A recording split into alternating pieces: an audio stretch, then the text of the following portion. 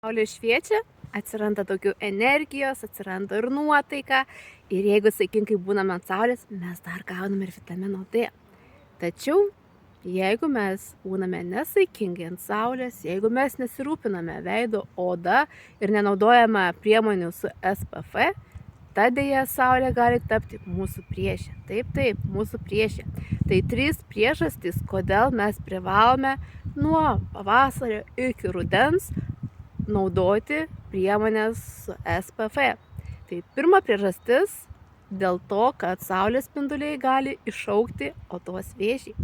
Antra priežastis - saulės spinduliai gali priešlaikinę odos senėjimą mums suteikti. Trečias - atsirasti pigmentinės dėmės, atsirasti įvairios alergijos, įvairūs dermatitai, ko aš tikrai jums nei vienam nelinkiu.